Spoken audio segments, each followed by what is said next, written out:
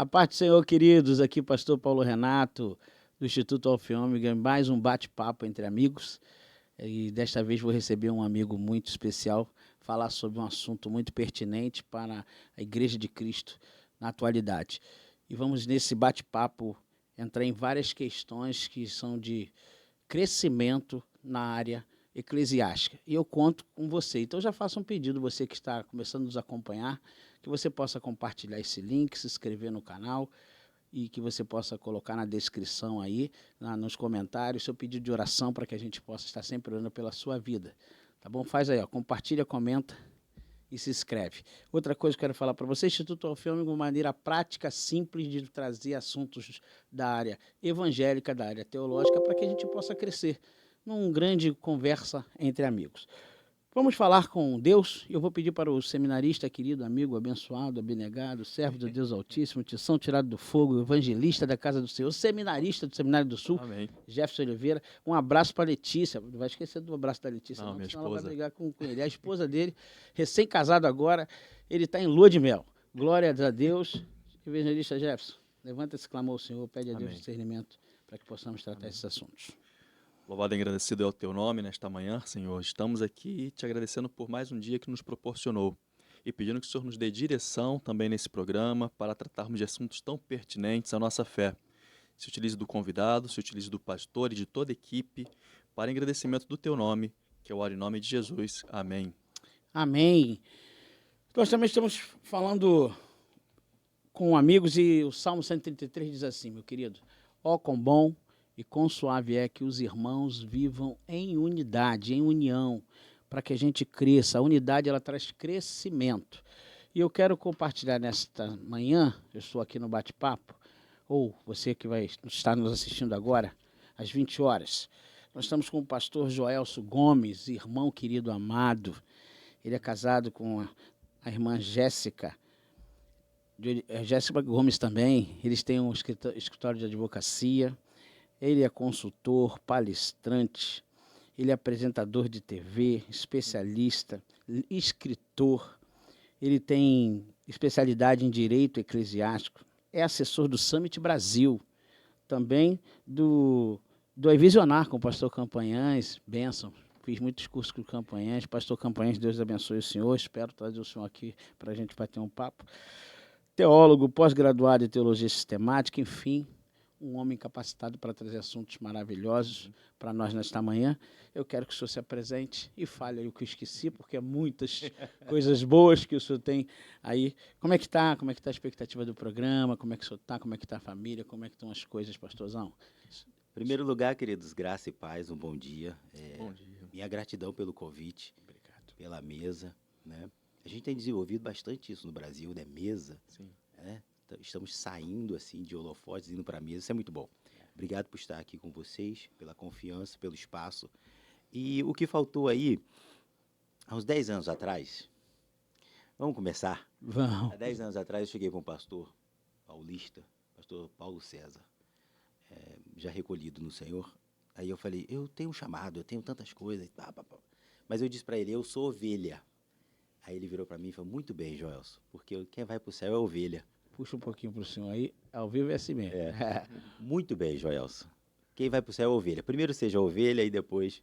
Então, acho que nós somos servos. Eu fico feliz em poder estar servindo a igreja. Amém. Isso que o senhor leu do currículo da gente foi aquilo que Deus nos deu.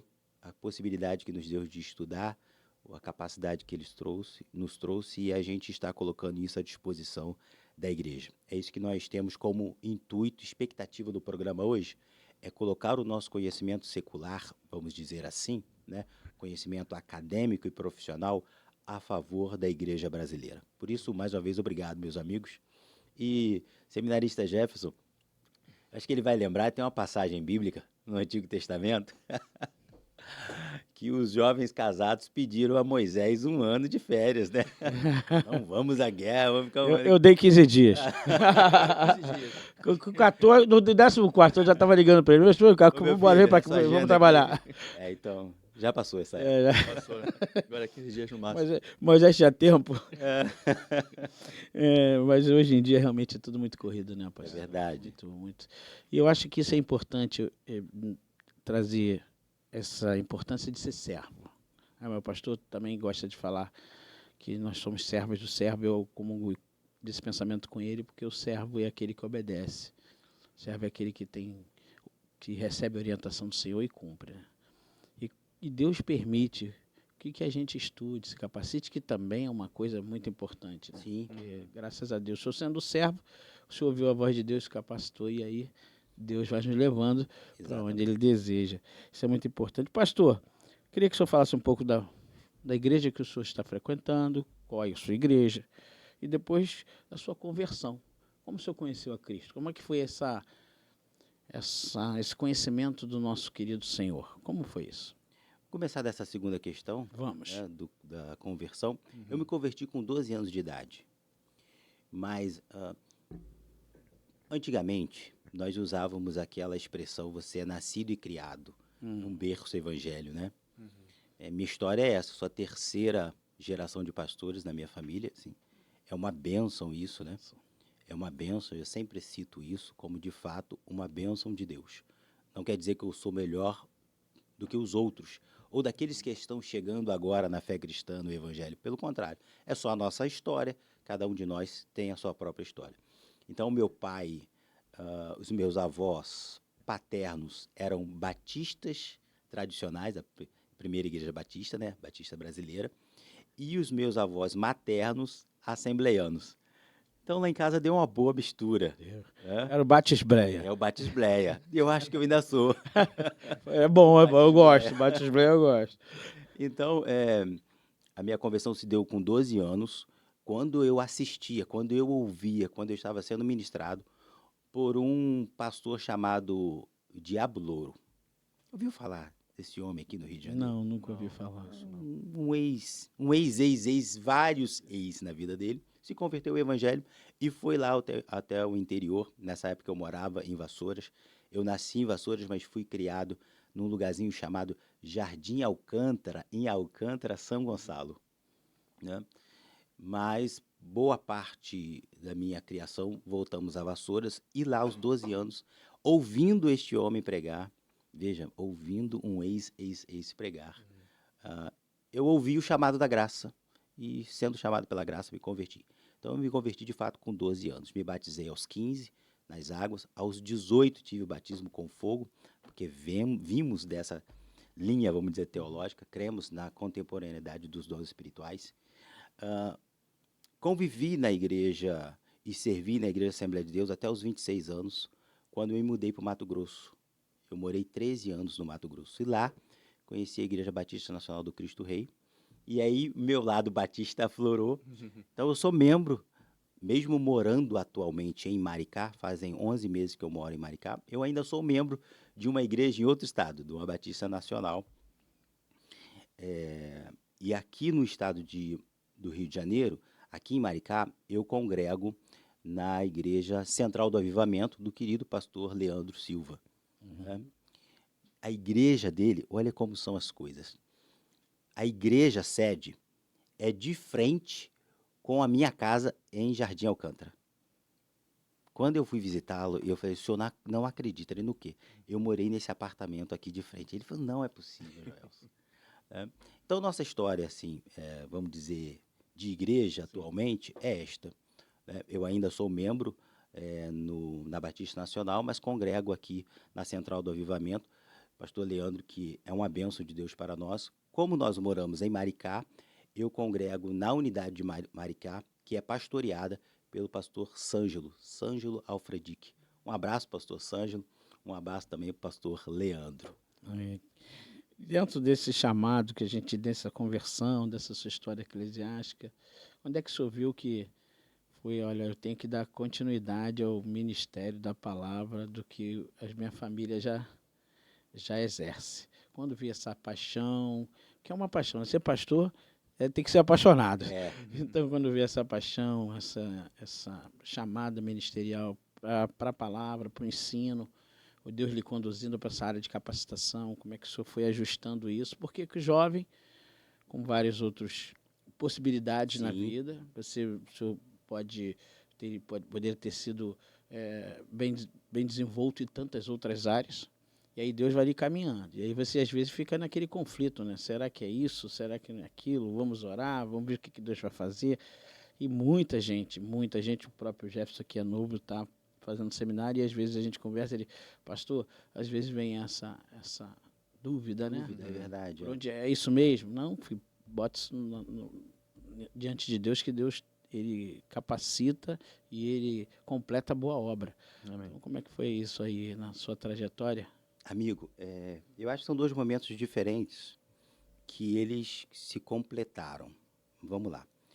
Eu ministro, então eu prego, ou eu falo da palavra dentro da igreja, vamos dizer assim, desde os 12 anos. Eu tenho um culto de domingo gravado na minha mente. Quando eu tinha 12 anos, meu pai dirigia um trabalho. Naquela época nós falávamos ponto de pregação, Sim. né? Especialmente dentro da organização da Assembleia de Deus. Né? Então, meu pai dirigia um trabalho num distrito chamado Itacamozi, lá no município de Vassouras. E domingo de manhã era a escola bíblica dominical, nós almoçávamos, meio-dia, 1h da tarde, íamos para o ponto de ônibus, embarcávamos e ia para o culto ao ar livre, que acontecia por volta de 3 da tarde. E neste culto, neste domingo, eu disse para meu pai e para minha mãe, não vou falar. Não, meu pai, o senhor vai ter a oportunidade. Eu falei, não vou falar. Aí meu pai falou assim, em nome de Jesus, você nasceu para isso e você vai falar. Aí eu me lembro, inclusive o texto bíblico, João 3,16. Glória a Deus. Então, desde os 12 anos, eu tenho essa relação de ministrar a palavra à igreja. Então, para mim, fixo na mente, na minha história, é desde os 12 anos que eu prego. Eu tenho 42 agora. Ocorre que passou um período de adolescência. Quando eu cheguei na mocidade, no início da mocidade, eu fui liderar um grupo de jovens, né? E aí aflorou o estudo pela teologia. E lá eu comecei a estudar teologia já com meus 19 anos de idade. Aí estudo desde então. O que eu percebi é que, além da vocação ministerial, preste atenção, querido, existem dons e talentos. Veja, há uma diferença. E a gente precisa pontuar isso até para ensinar as pessoas. Verdade. Porque, às vezes, a dúvida gera a partir do não conhecimento dessa divisão. Existem dons espirituais e talentos naturais. Deus nos nutriu com os dois. Mas veja, na parábola dos dons, há um termo lá, que o Cristo diz que o patrão deu talentos, na parábola dos talentos, deu talentos de acordo com a capacidade do funcionário. De acordo com a sua capacidade, eu te dou 10 talentos. Com a sua, eu te dou 5. E com a sua, eu te dou 1. Então, de acordo com aquela capacidade natural que eu tenho, Deus me confiou talentos. Mas os dons são espirituais e são dados pelo Espírito por duas características. Para aquele que o Espírito quer e conforme o Espírito quer. Mas, normalmente, os dons podem conversar com os talentos. Normalmente, eles trabalham juntos. Então, com o passar do tempo de trabalhar os dons na igreja, eu pude depois, estudando, entender que eu havia um talento. Meu talento é falar. Amém. E o advogado fala muito. E precisa. E precisa. Então, depois que eu entendi que eu era vocacionado, eu comecei a entender que meu talento estava em serviço ao dom. Porque aquele que ministra, aquele que prega, ele vai usar a voz, ele vai usar a palavra, ele vai usar a comunicação. Pois bem, então o primeiro momento foi entender minha vocação. Quando eu tinha 22 anos, eu sabia exatamente que eu era vocacionado ao Santo Ministério da Palavra. Eu comecei a estudar e aos 26 eu me encontrei na faculdade de Direito. Eu já tinha feito outra faculdade de administração, eu já tinha feito vários outros cursos técnicos. Eu me formei em Química, Física e Microbiologia de Alimentos. Se você olhar para mim e falar, não tem nada a ver. Né? Então, eu tenho credencial de químico, não tem nada a ver. Mas, enfim, quando eu fui para o Mato Grosso, eu conheci minha esposa e ela já cursava Direito. E ela falou, não, você tem que fazer Direito. E aí Deus trouxe o talento para unificar com o dom. Em 2018, Eu me formei em Direito em 2015, dezembro de 2015 eu me formei. 16 de março de 2016 eu estava com a minha carteira da ordem na mão, é a data da expedição da minha carteira, né? E aí eu comecei a trabalhar a minha habilidade, defender pessoas. Aí foi quando o senhor percebeu esse chamado específico. Um chamado específico, Sim. defender pessoas, para o meu talento. E o chamado específico espiritual é ministração. Eu tinha o dom da palavra. E nesse meio tempo, como surgiu essa vontade de abençoar a igreja referente a essas leis que às vezes são tão difíceis, que é essa área de liberdade religiosa, a qual a gente começa a entrar agora nesse projeto e falar sobre isso, porque é muito necessário, né? As igrejas, elas estão aí para pregar a palavra, mas cada vez que o mundo vai avançando, a gente encontra algumas limitações e a gente às vezes não sabe até onde pode ir. As barreiras, né? Algumas barreiras religiosas, barreiras judiciárias, às vezes dentro da sociedade algumas palavras que... Então a gente vai começar a conversar sobre esse chamado específico que o senhor tem feito, e o senhor tem trago à luz tantos cursos, e eu li seu livro e quero para... Aqui, ó. Tá vendo você que está nos assistindo aí, ó? Agora ele vai autografar aqui para a gente agora. Liberdade religiosa, pura e simples. Pura e simples porque ele vai nos ajudar a decifrar isso, porque é complicado essa área, mas com ele aqui vai se tornar simples. Então, a gente quer agradecer o senhor pelo livro. Aqui, ó. Na descrição desse vídeo vai estar ali todas as redes sociais do Dr. Joel, para que você possa contratá-lo para fazer algum tipo de consultoria, ou se você quer abençoar a sua igreja, trazendo ele para palestrar, da agenda dele, aí você vai conversar com ele, ou se você quiser ajudar a propagar os ensinamentos para a igreja, compre o seu livro, para que você possa estar sendo abençoado. Eu vou pedir para ele agora aqui, ó, ao vivo é assim. Muito obrigado, tá, pelo presente. E aí eu falei para o senhor que o senhor ia fazer ao vivo aqui, porque... Vamos lá. Bom, enquanto eu vou dedicando, a gente vai tentando falar. Eu acho que o cérebro... Então, referente a isso, tem uma frase no livro que o senhor enviou na minuta lá que nós estávamos lendo, tentando aprendermos muita coisa ali, muita coisa que eu não sabia. Comecei a ver, caramba, que legal. A gente pode fazer dessa forma, pode ser feito dessa maneira. Tem uma frase que eu achei fantástica, interessante, e que é intrigante.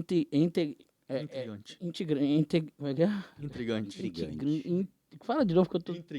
Intrigante, que rapaz, quase que eu falei mistério aqui, não saiu, gente. Mais um pouquinho saía. Mais um pouquinho saía. A liberdade religiosa é a mãe de todas as liberdades. Essa frase e a pergunta, por que, pastor, que a liberdade religiosa é a mãe de todas as liberdades?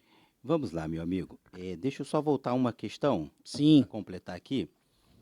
O senhor disse quando que eu comecei a trabalhar no nesse direito sentido, religioso. Isso, né? Aí. Então, veja, quando eu descobri que eu tinha vocação e eu tinha um talento, nesta época, eu fui convidado, em 2018, eu fui convidado pelo pastor Júnior, da Igreja Batista Nacional no Cristo Rei, pastor Oswaldo Júnior, para compor o conselho jurídico da igreja, porque a igreja estava completando os seus 38 anos e a gente ia passar por uma fase de reforma estatutária. E naquela época, eu era advogado, mas eu era apaixonado pelo direito criminal, né? E aí ele me convidou para trabalhar dentro da igreja. Eu tinha o meu escritório e ele falou, Joel, você pode servir, você pode ser voluntário. Veja como, então, minha vocação e meu talento começaram a se unir ali. Você pode ser voluntário na igreja e fazer parte do corpo jurídico? Eu falei, vai ser uma honra. Vai ser uma honra o quê? Servir a igreja de Cristo também com o meu trabalho. Sim. Ali unificou, meu irmão. Querido pastor, ali abriu uma porta na minha vida e eu falei, eu vou para dentro. E passamos 2 anos atualizando o estatuto dessa igreja, da nossa amada Igreja Batista Nacional do Cristo Rei. Logo depois, em 19, 2 anos, 1 ano antes de explodir a pandemia, eu fui convidado para ser o líder do departamento jurídico da Convenção Batista Nacional no estado de Mato Grosso, da qual eu sou ainda, até hoje, mesmo morando no Rio de Janeiro, eu sou o líder do departamento jurídico. Então, nós passamos desde 18 agora, 2024, vamos, 6 anos, 6 anos. trabalhando de forma exclusiva com o direito religioso e eclesiástico. Neste trabalho, nós entendemos que faltava uma orientação mais específica. Porque eu vou linkar com a próxima pergunta que o senhor fez. O senhor falou sobre por que a liberdade religiosa é a mãe de todas as liberdades. Isso. Este é um assunto, pastor, querido pastor, futuro pastor, e o nosso colega... Esse é um assunto intrigante. Agora Intrigante. saiu. Intrigante. Ficou treinando na Fiquei cabeça. treinando. Mas, olha, é um assunto muito alto. Entenda o que eu quero dizer? É um assunto alto e acadêmico. É verdade. Com todo respeito, assim, quantas vezes nós ouvimos isso na vida? É. Eu vou dizer para o senhor, numa faculdade de Direito, nunca se ouve isso. Porque é um assunto que está dentro dos tribunais. É um assunto que está numa pós-graduação, no mestrado e um doutorado. Que até mesmo eu acho que nesse nível que está hoje esse assunto, é difícil de tomar algumas decisões, né? Porque você tem, por um lado, você tem o aporte da Constituição, que dá o direito e deveres às instituições religiosas, e por outro lado, hoje, tem muitas normas que são criadas que você tem limitações em algumas áreas. E aí é o trabalho que vocês têm que equacionar isso. Eu acho que a Questão ideológica também, questão né? ideológica que tem crescido muito. Sim. Isso deve ser muito complicado, né, pastor? O senhor que começou a militar nesse meio e vendo tudo que... essa falta de informação que tem a igreja e tendo que trabalhar isso nesse nível jurídico, acadêmico, foi desafiador. Certamente, este é um tema muito importante. Este é um tema muito pertinente. Os desafios da fé cristã. Deixa eu dar só um passo atrás para explicar a pergunta. Sim. Explicar a sentença. Sim. A liberdade religiosa é a mãe de todas as liberdades. Veja, a minha esposa vai dizer assim, essa é uma parte chata, e ela é advogada. Um beijo. Não pode esquecer. Beijo para minha esposa. Abra um parêntese. Obrigado, Jéssica. Posso fazer um Irmã merchan Jéssica, aqui? obrigado. Pode. Obrigado por deixar ele vir, que eu sei que a gente está aqui porque as esposas permitem. Eu comecei no direito por causa da minha esposa. Amém. Ela foi minha incentivadora. Eu terminei o livro por causa da minha esposa. Nos últimos 8 meses, eu estava saindo de um processo depressivo, passando por 2 falecimentos da minha família, meu pai e minha mãe. Rapaz. E eu tinha estagnado, parado. E ela falava assim, você precisa terminar. Diariamente ela falava, você precisa terminar. Então, este aqui também é um tributo de gratidão a ela, né? Nós viemos ao Rio de Janeiro, nós voltamos a morar no Rio de Janeiro, residir, um parêntese, querido, porque ela foi promovida a coordenadora jurídica da ponte Rio-Niterói. Então, todas as vezes que você passar por aquela bendita ponte, Deus abençoe a tua serva lá. Abençoe. Então, voltando ao tema, ela diz assim, Joel, essa é a parte chata do assunto. É um pouco técnico, eu vou tentar ser Fique breve, à vontade, pastor. mas até para a gente avançar no Sim. assunto, a gente precisa disso. Liberdade religiosa, ela surge a partir de um outro direito que nós temos, o direito de crer. Só o ser humano pode crer. De toda a criação terrena, apenas o ser humano crê. Apenas o ser humano tem a faculdade de crer, ok? E esta faculdade de crer, ela é de ligação ao divino. Só o ser humano pode se ligar racionalmente e por meio da fé a um Deus, a uma divindade. Nós cremos no Deus trino, no triuno Deus, no Deus judaico-cristão. Mas, por exemplo, um outro religioso de matriz africana crê em outro Deus. O budista crê em uma outra divindade. Não tem problema nenhum. A liberdade religiosa abarca, protege a todos. Abrange todos. Abrange a todos. Então, o ser humano como um ser, dependendo da sua teologia, e no livro eu misturo teologia com direito e filosofia, porque os assuntos são misturáveis, vamos dizer assim, eles são conectados. Dependendo da sua teologia, você vai entender que o ser humano ele é trino. Ele é formado de 3 partes. Ou ele é formado de 2 partes. Tricotomista ou dicotomista. Independente disso, você vai crer e você vai ter fixo na sua mente, na sua consciência, de que o ser humano tem um espírito. E o Estado, pastor, o Estado reconhece isto, que o homem tem um espírito. E porque o homem tem essa composição imaterial, o espírito, ele tem o direito de se ligar ao sobrenatural. Interessante. Sim. Interessante. Daí, o primeiro direito que eu tenho depois de vida e liberdade é o direito de crer. Então, a liberdade religiosa é a mãe de todas as outras liberdades individuais. Porque eu creio em Deus, eu penso em Deus. E se eu penso, eu sinto, me relaciono com Deus, eu vou querer verbalizar, expressar a fé que eu tenho. E quando eu expresso a minha fé, é necessário ter um plexo de direito, um complexo de direito protetivo para me salvaguardar no meu direito mais íntimo, que é crer, pensar e expressar. Por isso, a liberdade religiosa é a mãe de todas as outras. Todas as liberdades individuais neste país, ou em uma democracia, eu vou linkar com o próximo, ou uma democracia, surgem da liberdade religiosa. Interessantíssimo, né, pastor? Então, o Estado ele sabe que nós temos um espírito, esse espírito ele é um espírito que pode crer, essa crença ela vem ao nosso coração e nós verbalizamos, porque nós cremos, e nós temos esse direito, e por isso essa pergunta foi respondida, né? Então, porque eu creio, a liberdade é a mãe de todas, a crença. Liberdade religiosa. Que maravilha, que maravilha. E aí tem um livro para você. Gostou? Só tá no início. Pastor. Pastor, isso traz o que o senhor falou. Eu não achei que o senhor falou, né, que isso é a parte mais chata, não. É uma parte muito interessante, muito profunda. Deixou simples, né? Deixou simples, não foi difícil de entender. O que é crença? O senhor praticamente falou sobre isso. O que é liberdade religiosa? Aí a gente entra num mais específico, né? A liberdade religiosa, porque o que você falou é a mãe de todas as liberdades.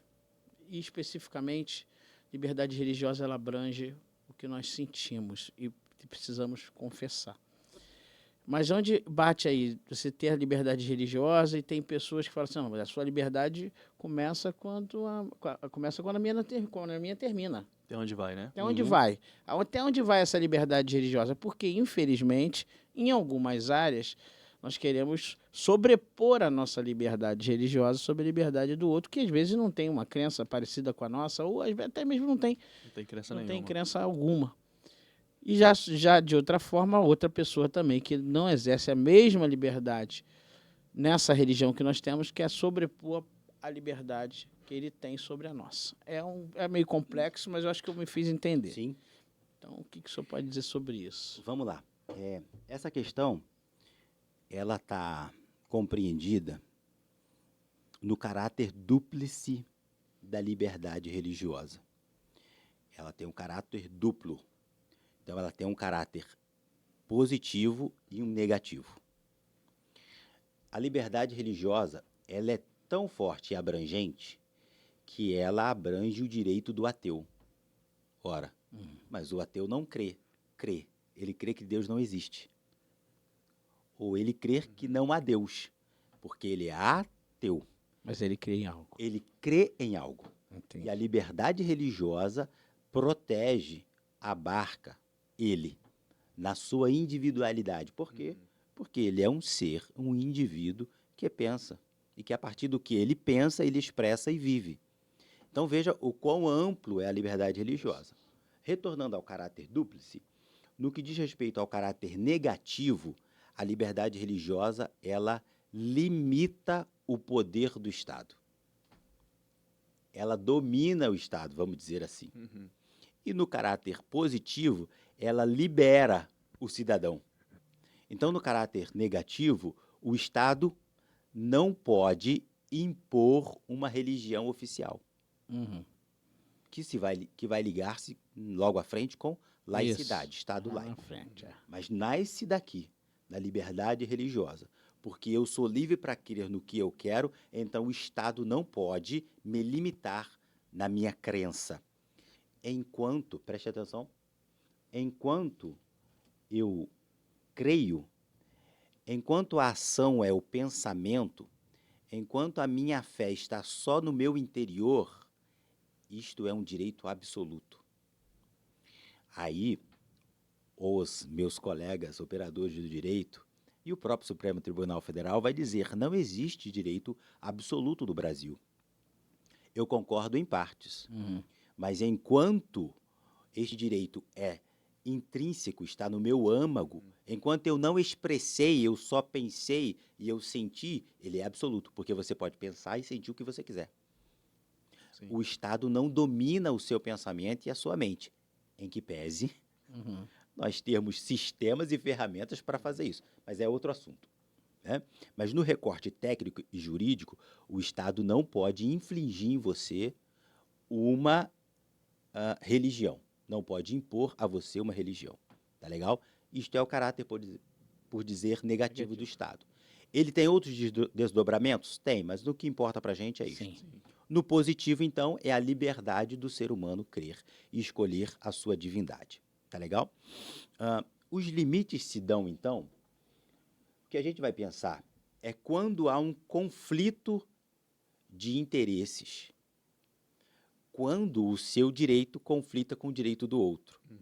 E aí, por muito tempo, a gente tem, inclusive, o ditado popular que diz: o meu direito começa ou termina quando começa ou termina do outro. Isso. Né? Mas essa é uma limitação inadequada dos direitos fundamentais. A liberdade religiosa, a liberdade de crença, a liberdade de pensamento e a liberdade de expressão são direitos fundamentais. Já é uma deixa. Direitos fundamentais. Direitos fundamentais. Isso é importantíssimo. Então você tem o direito de exercer isso. E é o que o senhor falou, enquanto ele faz parte de mim, Faz parte. do meu ser. Agora, preste atenção. Se eu entender e aceitar que o meu direito termina quando começa do outro, veja que está tendo uma invasão de esferas. Sim. Então não existe isso. Não é assim. Todos os direitos são limitados não pelo alheio, mas pela responsabilidade no uso, na fruição, no deleite deste direito. Então, veja, eu tenho o direito de ir e vir. Sim. O meu direito termina quando começa o seu de ir e vir? Não. Não. Quais são as limitações do meu direito de ir e vir? São limitações jurídicas e físicas. Quer ver? A física. O ser humano pode voar? Não. Então, ele tem uma limitação física. Sim. Ele não é um pássaro.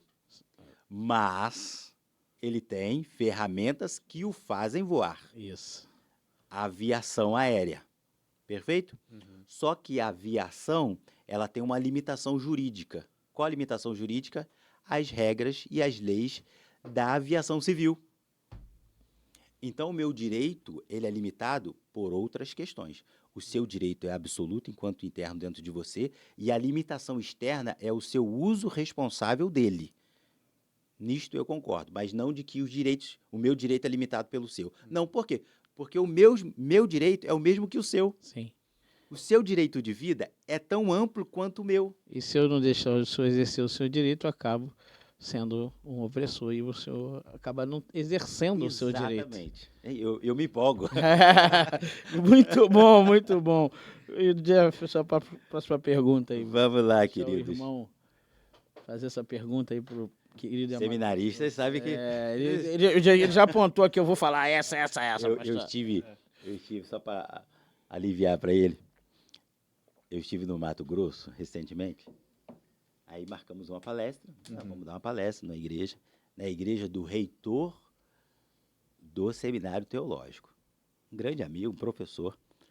Aí eu falei, vai ser com pastores. Quando eu cheguei lá, estava só a banca do exame.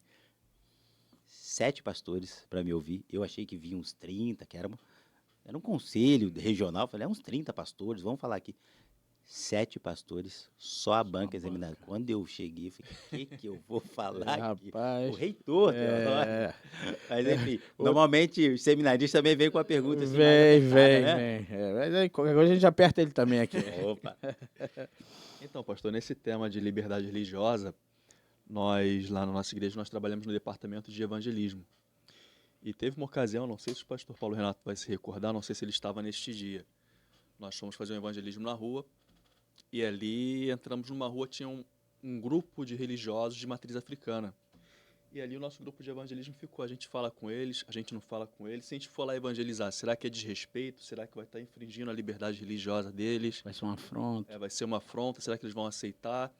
E aí ficou naquela tensão, fomos ali, entregamos os panfletos, mas não foi algo confortável.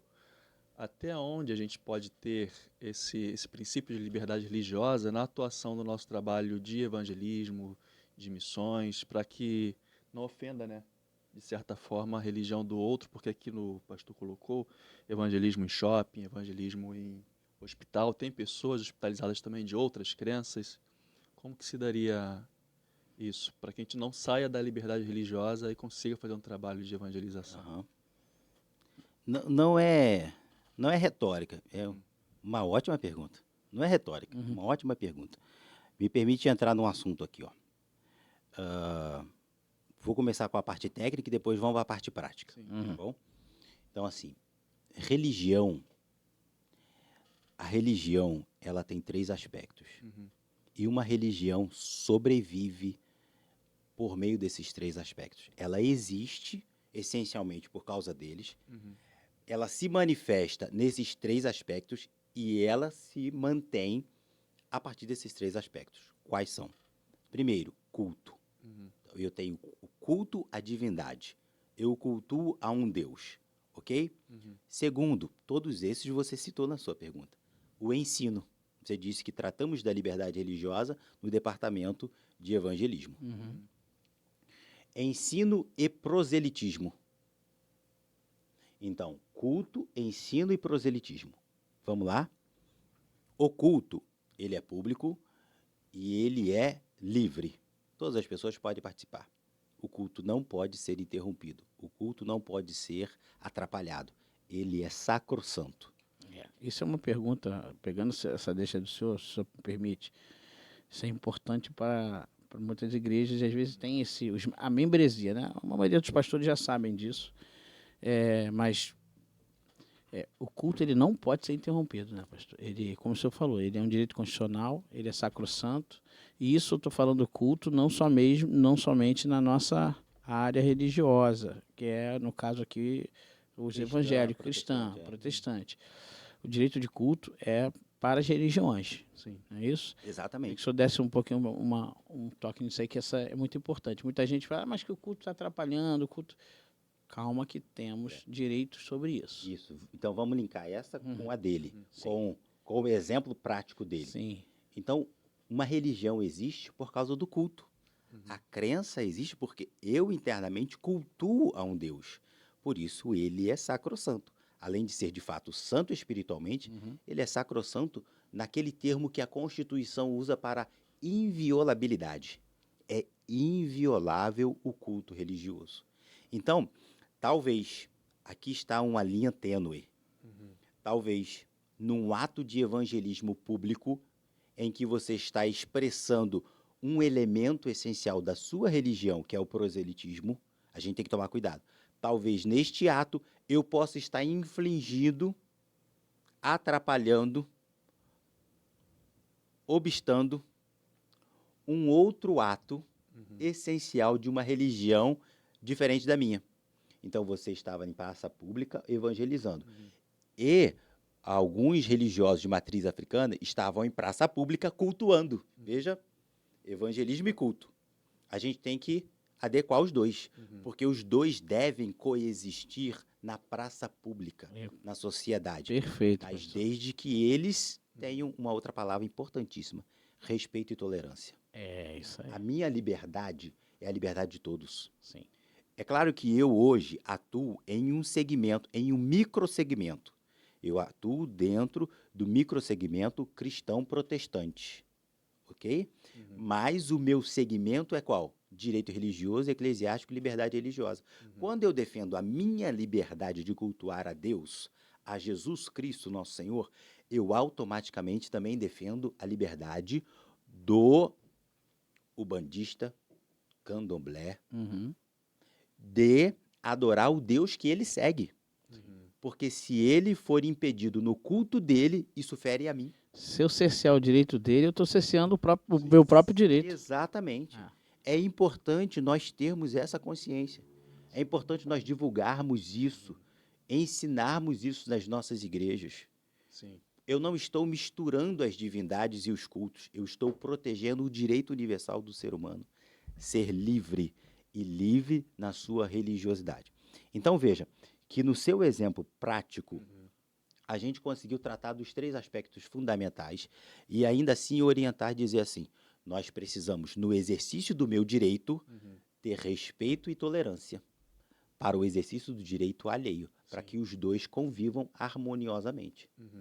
E uma coisa que você falou é importante, se você está ali na praça evangelizando, aí você que está aí, você é um evangelista da casa do Senhor, gosta de evangelizar, e tem outro tipo de religião ali fazendo o trabalho na praça, ele está expressando a crença e a fé dele.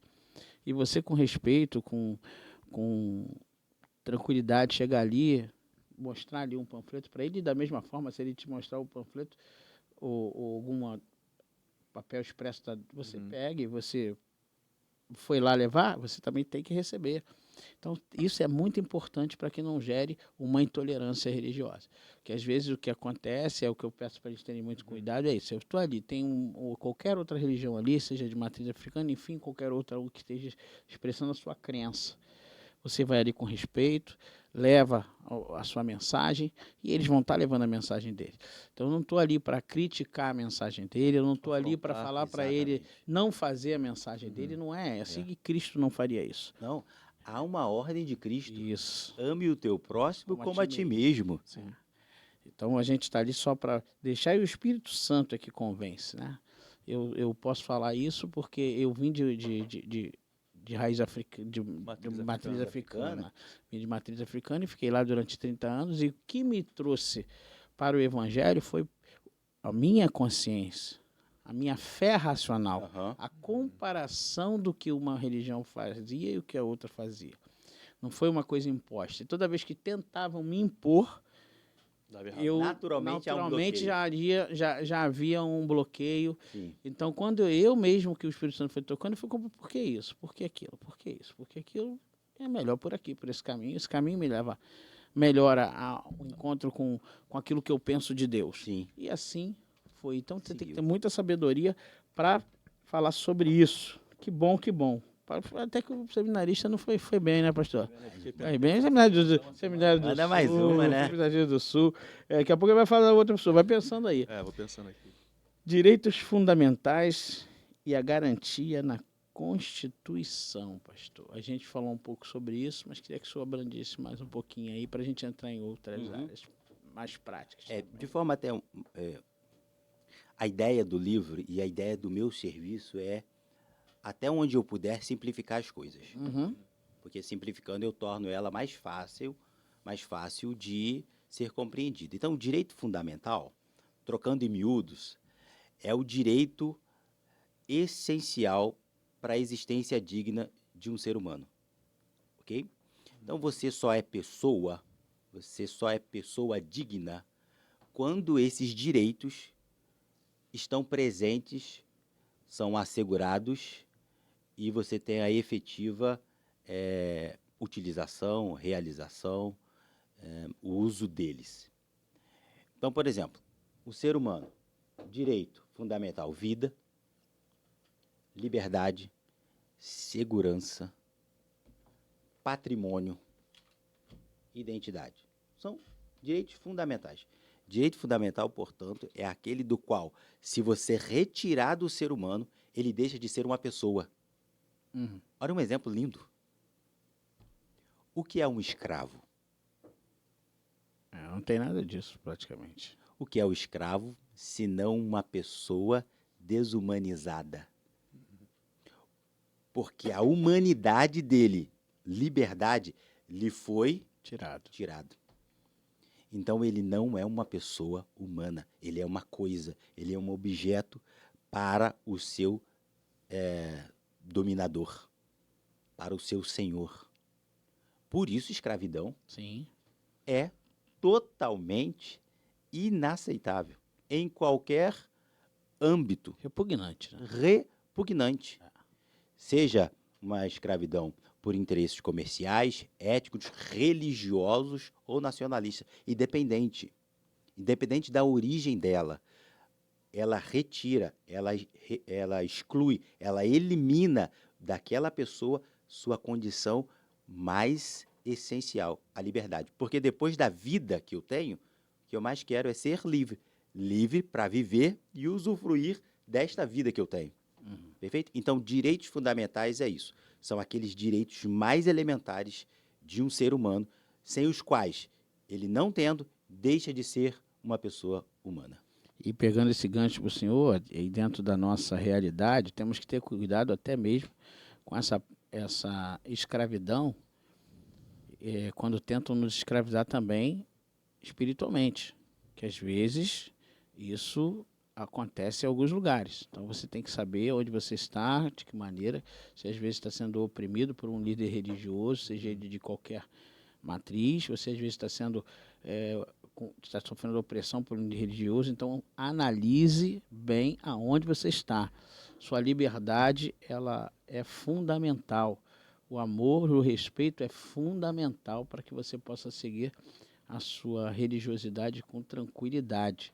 A ligação com Deus faz parte do seu ser. Você tem que crer no seu ser. E Deus, ele está preocupado com você, com o seu coração e com aquilo que você representa para Ele. Então, se você tem que prestar atenção, porque quem você está colocando a sua vida espiritual, qual sacerdote está cuidando de você. Então, o sacerdote tem que ter muito discernimento, porque a gente cuida com vidas. Pastor, eu falo isso porque tem muita gente que às vezes é machucada, ela sofre essa Sim. falta de liberdade religiosa, é uma opressão sobre aquela família, e aí você vê famílias machucadas. Então, até nisso é importante quando o senhor fala sobre Deixa eu liberdade. aproveitar. Aproveita, pastor. Eu já levantei a bola para o senhor. Tá na marca do pênalti? É uma pseudo-liberdade religiosa. Sim. Veja, quando eu falei sobre o caráter positivo e negativo, esse caráter negativo também opera sobre nós, líderes espirituais. Sim, sim. Porque a fé é terra em que ninguém pisa. Ninguém menciona a fé. O Estado não domina a fé, a religião não pode dominar a fé, e nem o líder religioso pode dominar a fé. A fé é um elemento do ser humano. Eu tenho fé. Isso aí. O máximo que a religião pode fazer, sabe qual é? Te dar ferramentas para você viver a sua fé. Mas a religião não pode dizer você tem e não tem fé. Não pode Ela não tem mensurar isso. Ela não Sim. pode mensurar. isso. Quiçá, muito menos nós, líderes espirituais, Sim. que temos que ter este cuidado com vidas, com almas, com seres humanos, em não colocar sobre eles cargas, jugo. Especificamente o evangelho é leve e suave. É leve e suave. Então eu não posso. Aí é um problema. Porque normalmente, líderes têm paixão pelo domínio.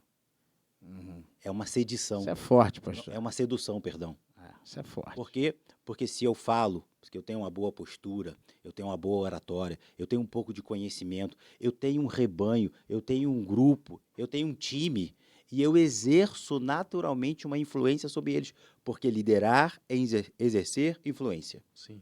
Mas aí há sobre nós um cuidado muito sério. Sim. Isso é tremendamente importante, nós temos cuidado sobre isso. O direito à crença na liberdade religiosa. O que o senhor pode e o que não pode? Exemplo de cultos e também cultos ao ar livre. O que pode e o que não pode? O que deve e o que não deve?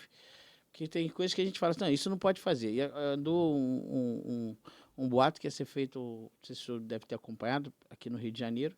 Teve um vereador, não vou citar nome, enfim, mas que queria proibir a evangelização nas praças, cultos ao ar livre.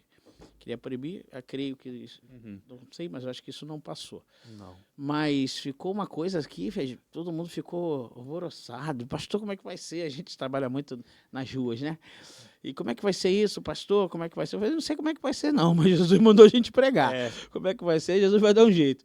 Aí a gente falou sobre isso. E hoje também, aproveitando o senhor já vai falar, teve essa semana que passou um julgamento no STF referente a símbolos religiosos dentro de instituições. Não sei se o senhor acompanhou, e foi permitido, né? Que foi ali um momento onde que eles tinham que decidir se teria ou não teria, poderia um símbolo religioso dentro de uma instituição tipo Congresso Nacional e próprio dentro do STF, e foi decidido que isso aí não atrapalha nenhuma o Estado, de maneira nenhuma. Então, queria que o senhor falasse sobre isso, o que deve, o que pode, o que não pode, que tem muita gente também que exagera, né? Aí a gente vai elencar daqui a pouco algumas coisas aqui, o que não deve fazer, que vai ser forte, mas é necessário. Mas a gente precisa... Polêmico. É polêmico, mas é necessário. Porque, às vezes, a pessoa quer fazer de boa intenção, mas ela não percebe que ela avançou o sinal. Exatamente, esse é o ponto. E avançar o sinal é complicado, porque Complicado. quando você avança o sinal, às vezes você pode bater. Sim. É proibido avançar o Proibido sinal. deu amarelo, tu já fica em atenção. Como é que é isso? São duas questões, né? Isso. Vamos lá na questão legislativa. Primeiro a questão legislativa, depois a questão judicial. Na legislativa, olha só, é falta de conhecimento técnico do legislativo. Com todo respeito ao poder legislativo, mas é falta de conhecimento técnico, tanto daquele que tem o cargo eletivo, quanto dos seus assessores. Por quê? Porque qualquer proposta de lei nesse país que avance o sinal sobre os 3 aspectos essenciais de uma religião, ela nunca vai passar. Então, se ele está pensando, ou se a proposta seria limitar, reduzir ou eliminar o culto, nunca vai prosperar. Primeiro que já é constitucional, né? A matéria já é constitucional, Sim. não cabe nem ao Legislativo Municipal. Ah, não, a gente vai fazer uma lei para regular a vida da sociedade carioca, no município. Mas ainda assim você não lhe tem este poder. Sim. Essa atribuição não é sua. Perfeito? Então, como a proposta tinha a pretensão de excluir ou limitar o culto público em ar livre, aí é de qualquer religião, ela não poderá ser aprovada, porque ela está infringindo o primeiro elemento central de existência de uma religião no país, o culto. Ponto. Então é falta de conhecimento. Nesse sentido, aí é necessário que o legislativo municipal, estadual e federal tenha uma assessoria especializada. Se o legislador quer trabalhar neste ponto, nesta matéria de direito, ele precisa ter uma assessoria especializada. Precisa ter um assessor que saiba sobre direito religioso, liberdade religiosa, direito eclesiástico, direito constitucional. Perfeito? Senão ele avança.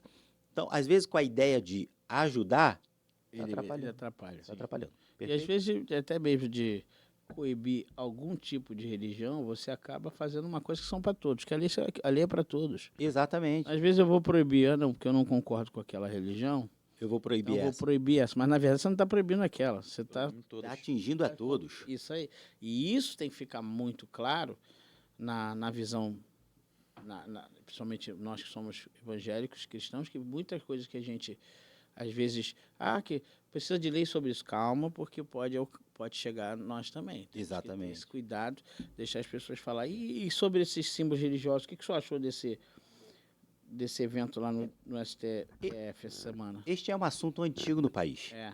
tá?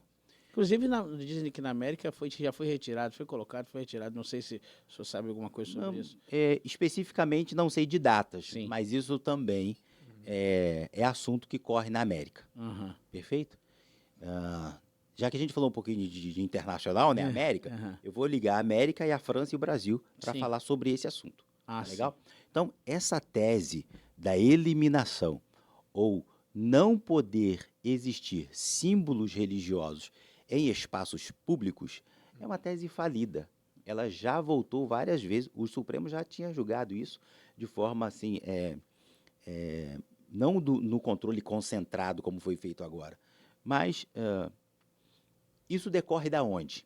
Isso que eu quero falar sobre o direito internacional comparado. Uhum. Isso decorre do laicismo. Aqui a gente tem um conflito de ideias, um conflito de princípios. O Estado laico Uhum. e o Estado laicista. São coisas completamente diferentes, conflitantes, antagônicas. O Estado laico é aquele Estado que, no momento da sua Constituição, quando ele diz assim, eu vou existir enquanto Estado, mas eu vou existir, olha só, vou dar um exemplo, a pessoa consegue assistir, né? Consegue. Imagem. Veja, a garrafa é o Estado, tá bom? E dentro nós temos água, mas água é religião, então a religião está dentro do Estado. Quando o Estado é laico, ele decide existir sem A água. a interferência da religião. Sim. Então ele é laico. Sem a ingerência, sem a ingestão, sem a presença, a influência da religião, qualquer religião. Esse é um Estado laico. Mas veja, ele pode conviver com a religião? Pode. Pode, porque o Estado laico, ele não é inimigo da religião, ele é amigo da religião. Ou seja, o Estado laico, ele permite que todas as religiões, independente de suas origens ou ideologias, floresçam no espaço público.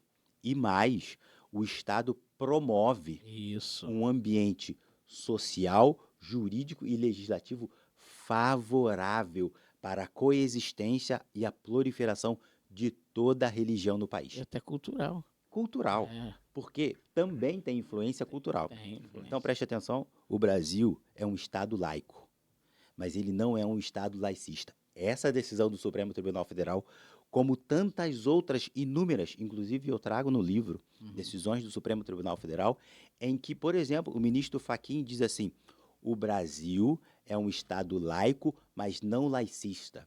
O que o ministro está dizendo? O Brasil respeita o fenômeno religioso. O Brasil não estabelece uma religião oficial, mas ele respeita todas. Todas podem e devem coexistir. Isto é uma democracia pluralista. E aí entra numa dúvida que muita gente hoje faz, ou em um problema que é aquilo. O problema não é deixar de fazer numa praça pública o seu evento religioso. Todos podem fazer. O problema é que hoje nós queremos, de outra religião, seja ela qual for, cercear aquele que quer fazer. Exatamente. Então, em vez de nós promovermos a nossa Aham. prática religiosa, o nosso ensino, trazendo para a sociedade uma cultura, ensinando, a gente quer que o outro não faça. Isso é que tem. E se eu faço, aí o cara fala, não, mas o Estado é laico. E aí o que o senhor falou, não tem nada a ver uma coisa com a outra. Não tem nada a ver uma coisa. Inclusive, o Estado nos permite que todos façam. Exatamente. E é isso que fica um pouco obscuro O que as pessoas- nas relações que as pessoas não entendem.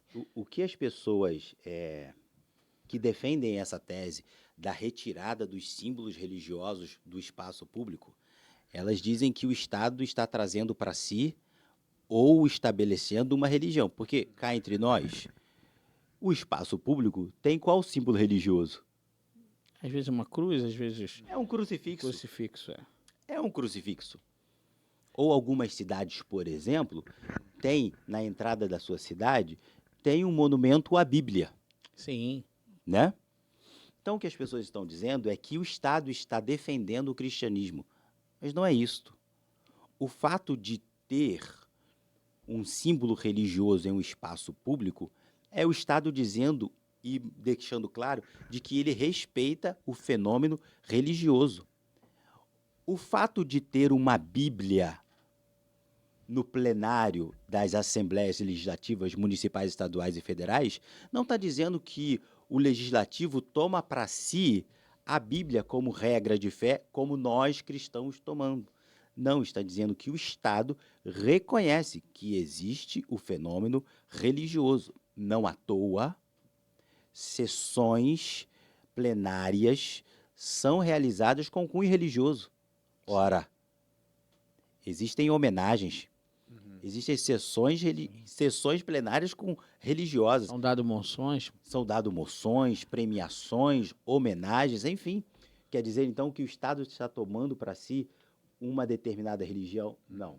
Então, o que acontece entre América e França, que eu disse, é que, preste atenção nisso, a França é um Estado laicista.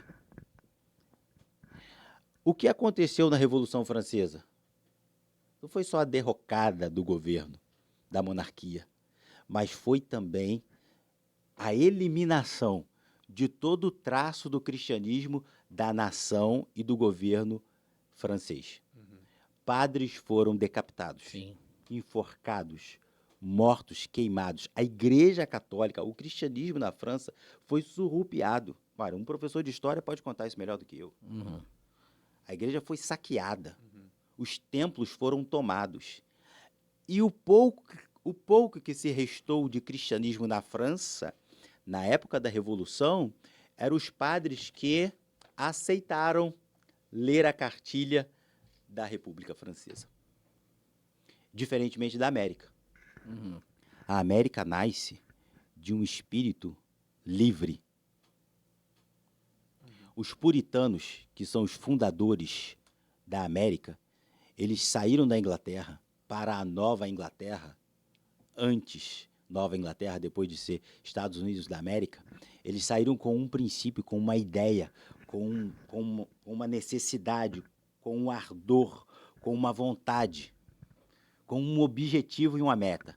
Nós vamos para uma nova terra, virgem e livre, na qual nós podemos arar, plantar, cultivar, desenvolvê-la. E nesta terra livre nós podemos livremente adorar ao nosso Deus. E profundo, hein? Glória.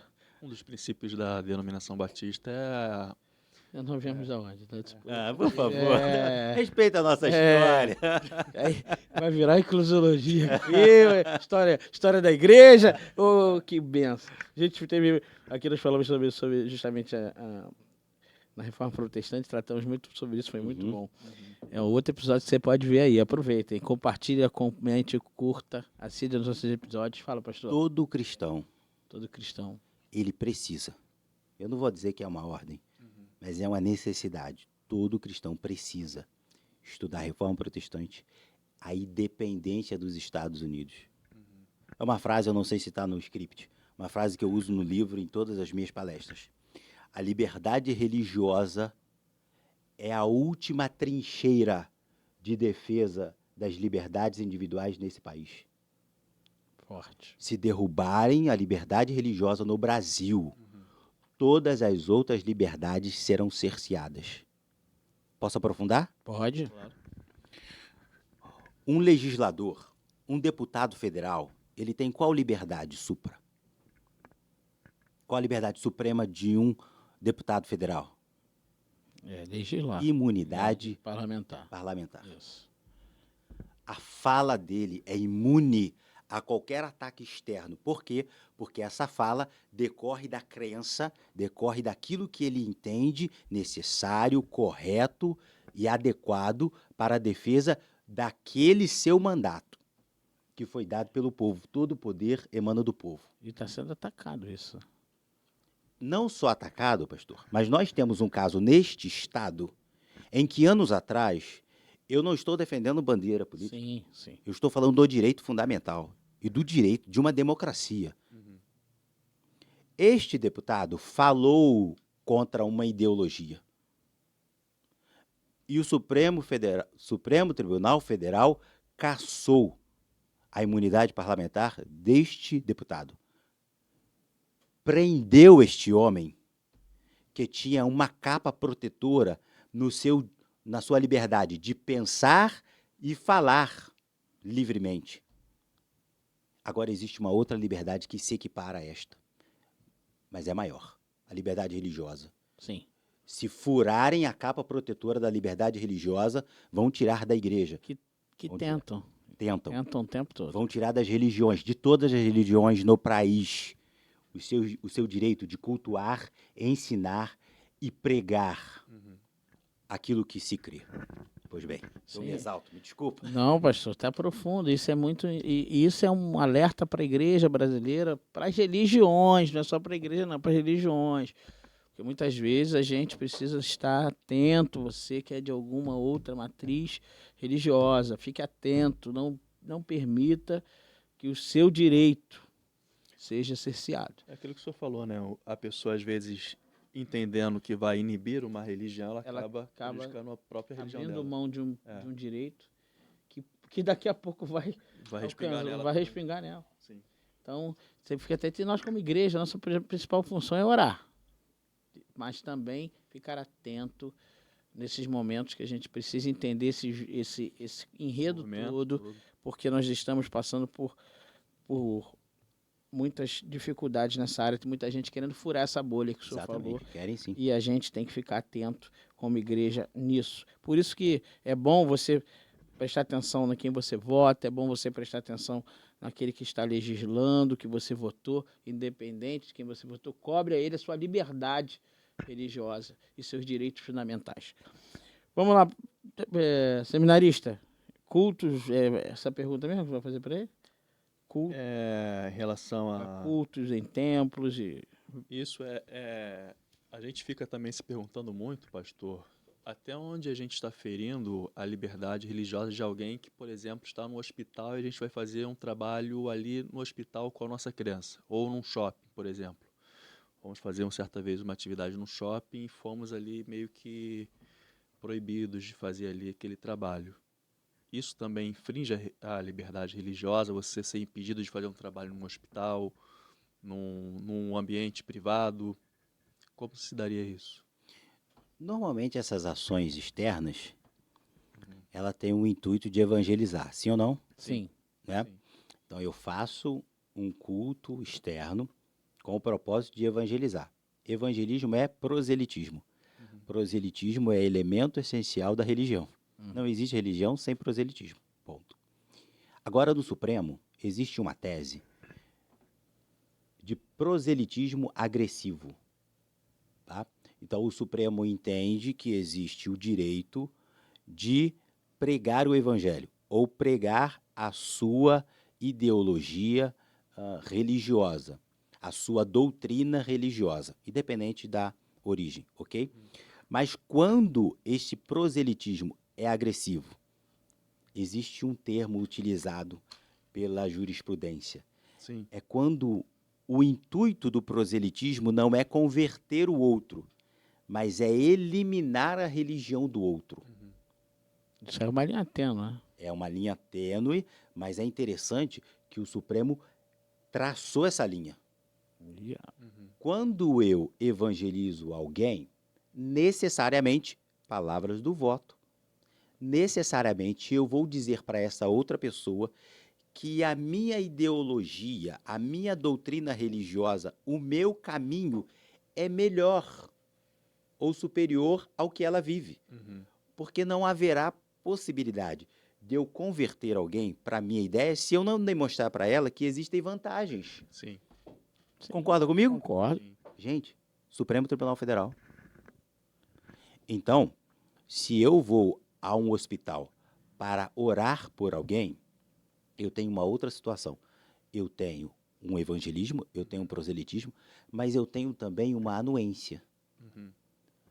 O hospital permite a entrada dos capelões, Sim. incentiva.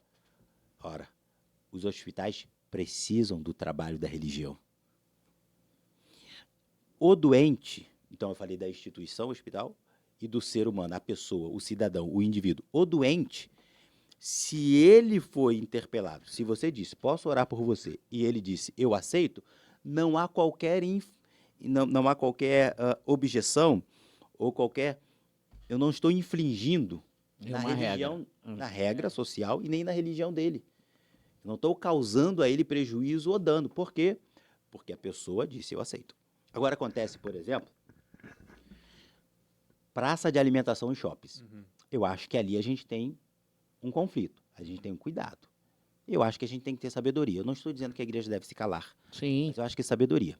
Então, veja, você vai fazer um culto na praça do shopping, o shopping não é um lugar público, irmão. É isso aí. É um lugar privado. É privado. Sim. Então, eu acho. Vou dizer isso porque eu já fiz, como líder de jovens. Vá até a organização do shopping, pede permissão. Ó, nós vamos levar 50 jovens, nós vamos consumir no local, mas a gente queria cantar um louvor, orar por algumas pessoas. Vocês permitem? O espaço é privado. O shopping falou, beleza, legal, você já conversou com a instituição, você tem a permissão da instituição.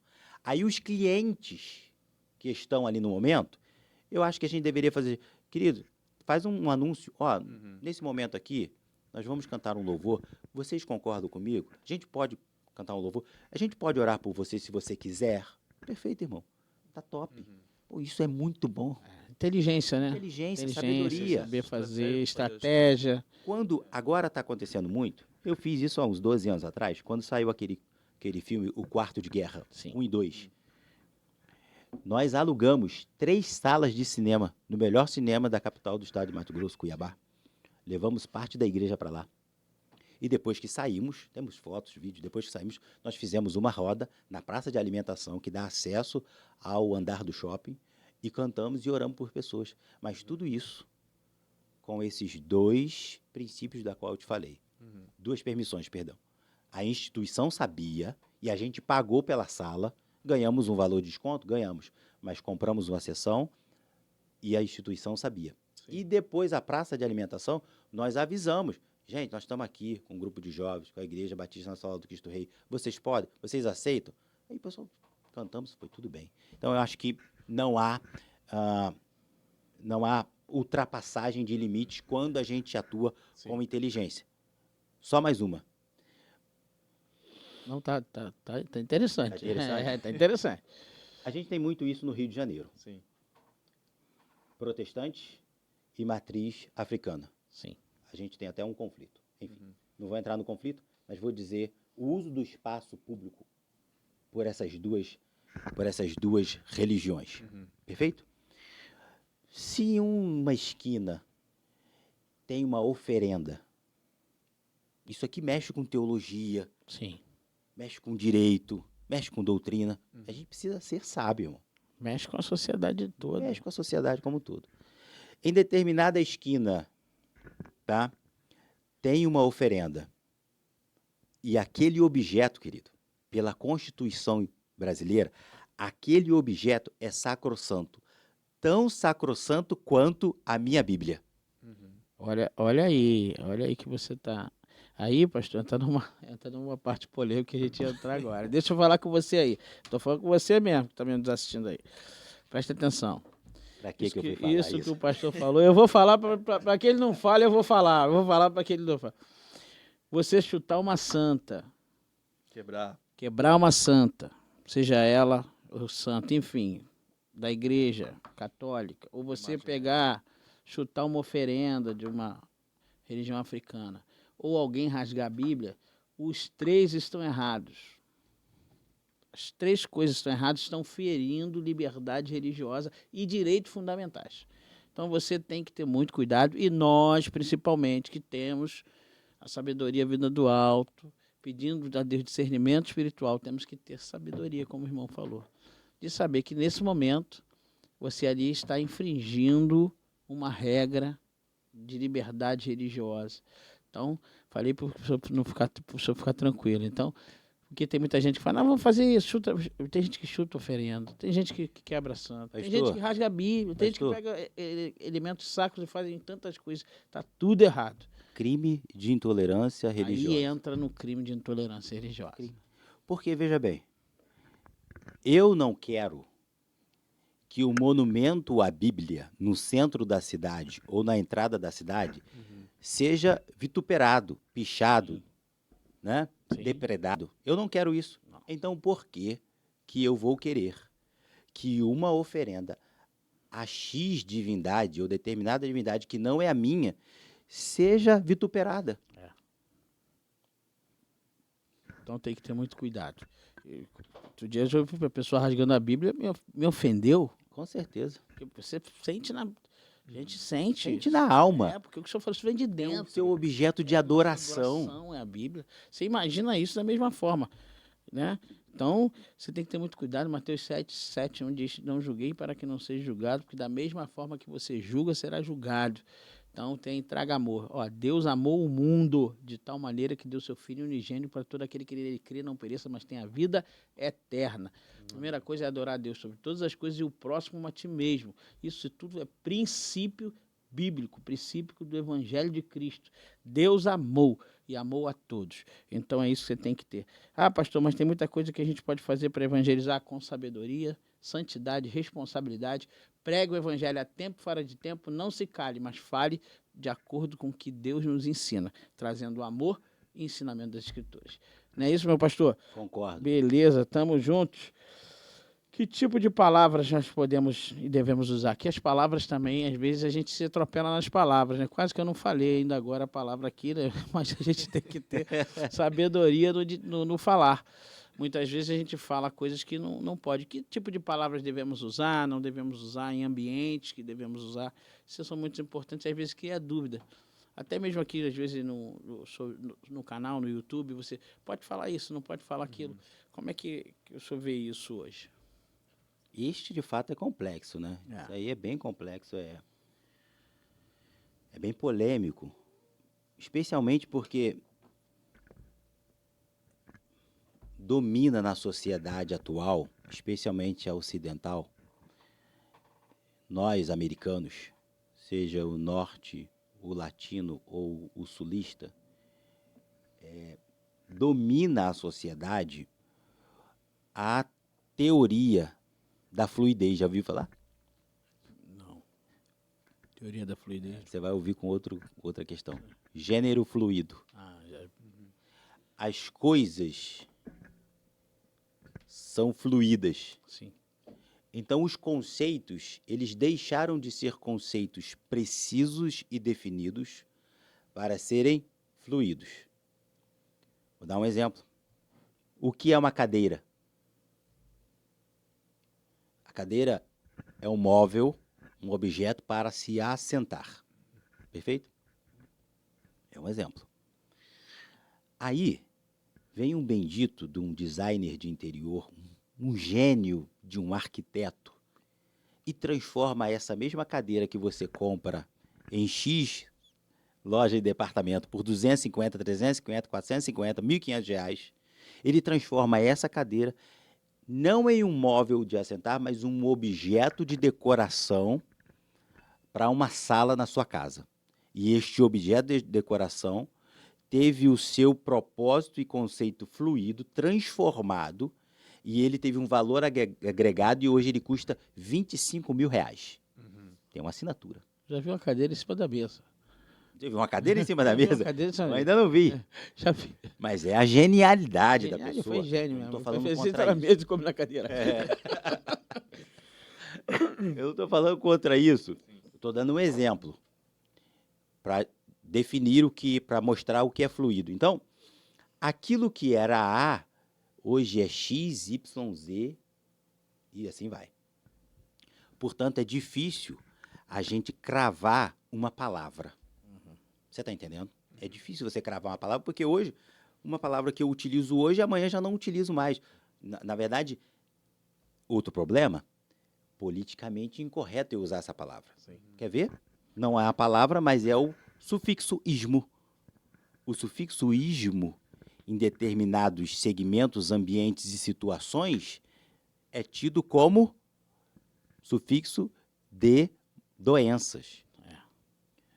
Perfeito? Então, Até pejorativo, às vezes. pejorativo, tem o cunho pejorativo. Cunho pejorativo. Então, aquilo que a gente utilizava no final como ismo, já não se usa mais. Você viu, eu estou dando outro exemplo, às vezes a palavra ex, às vezes cai nesse prefixo de coisas ruins. O cara foi ex isso, ex aquilo, Exatamente. então... Exatamente. Antigamente, isso era louvável, especialmente entre os pentecostais, né? A pessoa que se converteu, então ela é ex. Hoje, pode ser politicamente incorreto. É. Então, o que eu oriento a pastores, quando estamos nesse ambiente de mentoria jurídica para pastores, eu oriento da seguinte forma: existem determinados temas que não são para serem pregados, Uhum. mas eles existem para serem ensinados. Perfeito? Boa. Preste atenção. O ambiente e a ocasião que você está não é adequada para o uso daquela palavra. Isso não quer dizer que eu estou orientando ou dizendo que a igreja deve se calar, ou determinada religião, ou determinada ideia deve se calar. Não. Ela deve ter a sabedoria de saber o público, o ambiente e a hora correta de se falar determinado assunto. Eu acho que a melhor orientação genérica que eu posso dar é esta. E aí, aproveitando o que o senhor falou, é exemplo prático, é que a igreja deve falar sobre todos os assuntos. O professor está falando disso, é verdade. Agora, assuntos polêmicos, como você vai tratar sobre aborto, ou algum tipo de assunto jurídico, ou algum tipo de assunto que é mais complexo na sociedade, que você possa trazer isso a âmbito de ensino, de oficinas, para que você trate isso a miúdo, até para que você possa ter tempo e pessoas capacitadas e Exatamente. técnicas para falar sobre isso, para que não fique somente naquela exposição, porque a pregação é uma exposição. E esses temas, às vezes, eles necessitam de um aprofundamento. E às vezes gera muitas perguntas, e naquele momento que você está pregando, não há aquela retórica da pergunta. Claro que não. Então, mas num momento de ensino, num lugar onde você se prepara para falar sobre isso, você abre para aquela pessoa poder entender. E a melhor coisa é quando você trata isso mais profundamente, que você tira dúvidas. É aquele bate-papo que a gente está falando, que o senhor tem a oportunidade, como o senhor nos ensinou aqui, muitas coisas em temas tão complexos. Então, é uma dica muito boa, pastor, tratar nessa questão de ensino. Perfeito. Isso é fundamental. Pastor, uma coisa que o senhor já falou foi sobre Intolerância. o Estado laico. Falamos. Vamos falar sobre intolerância, isso é boa. Eu ia falar sobre laicismo, o que é laicismo, mas fala sobre intolerância, esse aspecto de intolerância, que hoje tá na moda. Tudo também gera intolerância, né? Às vezes você fala uma coisa, já é intolerante. Ou o senhor faz uma coisa, é intolerante. E às vezes não é isso que a gente vê, é muita guerra de narrativas. Muita guerra de narrativas. Guerra de narrativa, aí a gente fala, linkando com a pergunta anterior, é lugar de fala, né? Uhum. Querido, não existe lugar de fala, tá? Isso não existe. Isso é só uma artimanha para tentar te calar. O ser humano, ele pode falar sobre qualquer coisa, a qualquer momento, do jeito que ele entender. Uhum. É claro que ele tem responsabilidades quanto a isso. Seria o chamado direito de opinião? É o direito de opinião, liberdade de expressão. Ai, meu Deus. E hoje a gente tem muita gente que tem que necessidade de falar. Você vai falar alguma coisa polêmica hoje, você tem que falar, né? A minha opinião, porque senão gera um problema. Agora, existem assuntos técnicos, e esses assuntos técnicos exigem e reclamam uma orientação técnica. Perfeito?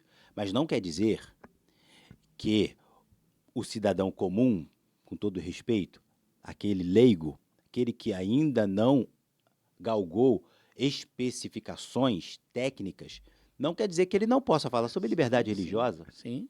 Ora, liberdade religiosa lhe interessa, porque ele é o religioso ou o ateu. É o direito dele. Ele talvez não tenha uma opinião aprofundada, como eu tenho, mas você tem uma opinião. E não é por isso que eu tenho que dizer para você não tem lugar de fala. Você não pode falar, pelo contrário. É aí que eu tenho que lhe dar a opção de falar. Né? Eu posso discordar de você de tudo que você fala. Mas eu concordo em uma coisa: você tem o direito de falar e eu vou defender seu direito de falar. Eu posso não concordar com nada que você diz, mas você tem que falar. Mas você tem que falar. É isso aí. Isso é Legal? importantíssimo, porque às vezes é exatamente isso, né? A pessoa não concorda, aí ela quer falar, não fica, não fala não, fica Fica quieto. quieto aí. Não, não é Tá isso. errado. Tá super errado. E isso é muito complicado. Pois Hoje, bem, este é um ponto. Agora, intolerância, tudo é intolerância porque é uma subjetividade. A gente está colocando subjetividade aonde deve haver objetividade. Perfeito? Intolerância, especialmente enquanto crime, ela é crime quando eu cumpro, quando eu exerço, quando eu realizo o tipo penal. Então, há ações, há verbos de coisas das quais, se eu fizer, ela deságua numa intolerância religiosa. Tá legal? Então, são inúmeros, né? Não cabe aqui falar todos eles, né? Mas o que é objetivo? O que será intolerância religiosa quando, especialmente, eu infringir os 3 elementos centrais de uma religião? Normalmente, a gente trabalha intolerância religiosa quando a gente está no proselitismo. Quando eu estou evangelizando, normalmente, sabe, causa essa ideia de intolerância religiosa. Por quê? Eu repito, ao evangelizar alguém, ao tentar conquistar o outro, necessariamente eu vou demonstrar a ele que existe um caminho melhor. Neste ponto, não há intolerância, são regras do jogo. Tudo bem. Mas a partir do momento em que eu ultrapasso esse limite e a minha ideia é eliminar o outro, eliminar a religião do outro, aí eu incorro, por exemplo, em intolerância religiosa. Exemplo de intolerância religiosa, já coloquei na mesa, vou repetir. Existe um ritual religioso em determinada praça pública ou esquina da cidade. Eu vou lá e destruo aquilo. Intolerância religiosa. Existe um templo religioso de uma matriz oriental. Eu vou lá e picho. Eu vou lá e quebro, depredo. Intolerância religiosa. Agora, eu estou na minha igreja e eu falo com todas as palavras: Jesus Cristo é o único caminho. Não existe mediador entre homens e Deus, a não ser exclusivamente Jesus. Deus e homem, Jesus Cristo. Eu estou sendo intolerante? não. Mas eu estou pregando contra uma outra doutrina. Uhum. Mas eu não estou sendo intolerante. Que você tem o direito de fazer. Eu acho que é Exatamente. nisso que as pessoas se É confundem, isso que né? a pessoa se Que a confunde. pessoa acha, se você está dizendo que o meu Deus não salva, você Você é está sendo intolerante tolerante, não é contra isso. o meu Deus, mas na verdade não é Estou isso. apenas te apresentando. Pastor, e outra coisa que temos enfrentado muito referente às igrejas são desafios da igreja na atualidade. Temos desafios na área da família, desafios sobre os casamentos e temos algumas coisas que elencam essa parte familiar que a igreja precisa ter orientações sobre isso, sobre essa liberdade, sobre essa intolerância, tudo isso que tem acontecido. Tem aí novo Código Civil, algumas coisas que estão surgindo. Como é que o senhor trata essa situação toda? De fato, Paulo e Jefferson, esse é um assunto que é desafiador. Sim. Né? A gente trata dele no livro, mas a gente trata mais de forma aprofundada nas palestras que a gente tem dado Brasil afora, especialmente conselhos de pastores, igrejas protestantes. Né? Vamos tentar dividir, Sim, organizar, até para ficar o máximo de informação. informação. Então, como desafios, nós defendemos que existem pelo menos 3 tipos de desafios no Brasil. São macrosistemas, um sistema judicial, né? Então, desafios judiciais, que vão falar sobre, por exemplo, o ativismo judicial. Sim. Existem muitos casos e muitas situações religiosas, eclesiásticas, convencionais, que deveriam ser resolvidas entre nós. Eu não estou fazendo apologia a nada. E casos religiosos que estão sendo levados à justiça, Aos tribunais. aos tribunais. E aqueles que são de direitos fundamentais, especificamente, que tratam da liberdade religiosa, liberdade de expressão, liberdade de pensamento, identidade, imagem, enfim, outros tantos, vão ao Supremo. E aí, o Supremo, como palavra última sobre Constituição no país, traça A linha. o que ele entende, qual é a linha e traça a regra do jogo. Pode ser que, às vezes, a gente acabou de falar rapidamente, en passant, sobre a decisão dos símbolos religiosos em locais públicos. Imagine, pois, se o Supremo entende que é indevido a presença de símbolos religiosos em locais públicos. A gente, às vezes, não pensa em coisas, mas olhe a influência dessa decisão em relação ao Estado. O que o Estado ia fazer com milhões e milhões e milhões de símbolos religiosos em suas repartições públicas? Ia doar? Quem que ia lá retirar? Qual é o dinheiro, irmão? Qual é a verba pública envolvida nesta ação? Sim, Veja que a decisão do Supremo, ela vai para além daquilo que a gente acha que é só. verdade. E o Supremo tem essa capacidade, apoiado por uma equipe técnica, por os amigos da corte, para decidir, enfim. Então, o ativismo judicial, a gente tem que tomar cuidado. Geralmente, eu diria 80% dos casos, as decisões do Supremo são decisões não que favorecem a religião, mas que estabelecem e restituem aquilo que a gente chama de laicidade colaborativa no Brasil. Em matéria de decisão que trata da liberdade religiosa, o Supremo invariavelmente não erra. Pouquíssimas vezes. E ele trabalhando nesse sentido, ele traz uma segurança jurídica. Perfeita. Ó, não ia alongar nisso aqui, mas, enfim. Ministro Alexandre de Moraes tem um exímio voto na defesa dos direitos da liberdade religiosa, especificamente voltada, sabem quê? Na constitucionalidade dos rituais religiosos de sacrifício de animais para religiões de matriz africana. O voto, eu cito inclusive o voto no meu livro, é um voto perfeito. Ele inclusive retirou de pauta o julgamento para falar assim, eu preciso ouvir as pessoas, eu sou católico, mas eu preciso ouvir o outro. Um voto lindo que serve para nós. Sim. Perfeito? Então, ativismo judicial é um macrosistema de desafios. Perfeito? O outro é o legislativo. Falamos há pouco rapidamente, né?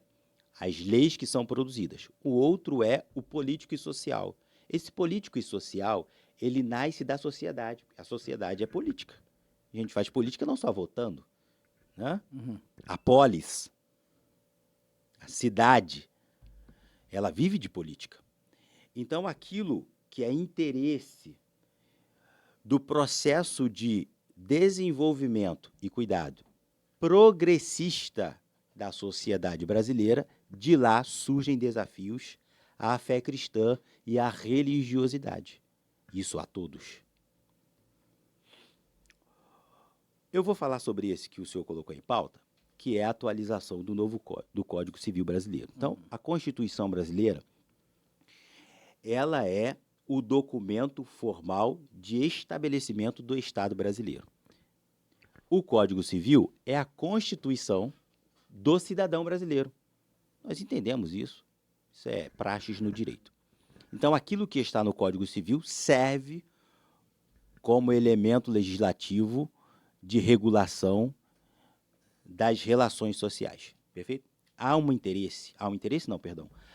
em votação agora uma proposta de atualização do Código Civil brasileiro, que foi feita por meio de um seleto grupo de juristas, né? Eles apresentaram essa proposta e ela foi para o Senado e agora está em tramitação normal no Senado. Então, é uma proposta técnica que vai ter agora a discussão política, social. Então, a sociedade vai começar a participar. Mas dessa proposta, há algumas coisas que eu já tenho alertado nós, cristãos. Eu estou falando especialmente agora aos cristãos, sejam protestantes ou católicos. Perfeito? No que trata, por exemplo, do Instituto da Família. Tipo, o que é família para você?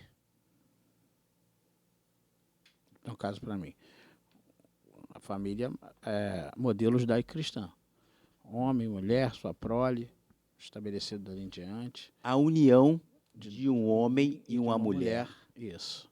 pelo Instituto do Matrimônio, com o objetivo de formar uma família, célula máter da sociedade.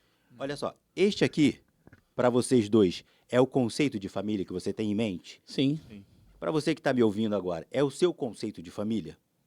Pode variar algum aqui, mas os aspectos centrais do que entendemos que é família está colocado aqui, Sim. perfeito? Fundamental, bíblico. Bíblico, Isso aí. mas eu não falei de Bíblia. Sim, não. É um conceito técnico, mas é um conceito técnico que revela a essência da sociedade brasileira. A célula máter da sociedade brasileira é a família. E para nós, família é isso. Para nós mesmo, para 80% da população é isso. Ponto final. Pode fazer pesquisa. Faça a pesquisa com as perguntas certas, nos locais certos. Enfim. Essa proposta diz que isso não é família. Rapaz, que perigo. Essa proposta diz que família é a relação entre duas pessoas que convivem sobre o mesmo teto. Eu estou reduzindo num conceito bem chulo, simples para você entender. E isso é completamente diferente do que você. Sim. Você pai que está me ouvindo agora, você mãe, você chefe de família, a senhora que é mãe solteira, que dá um duro para cuidar dos seus filhos, para botar comida na mesa, para pagar um aluguel, para pagar transporte, roupa, a senhora entende que eu estou falando. Sim. E isso não parece até bonito, né? Mas é muito perigoso. É muito perigoso, especialmente porque eu disse no início, e repito, eu não sou contra o direito do outro. O direito do outro também é sacrossanto. O que eu sou contra, eu criar direitos, eu estabelecer direitos a partir da eliminação de outros, perdão, Sim. em prejuízo de outro. Não. Uma sociedade democrática e pluralista, ela convive harmoniosamente com direitos diferentes, interesses diferentes. Não é acrescer um conceito, é destruir um conceito. Exatamente.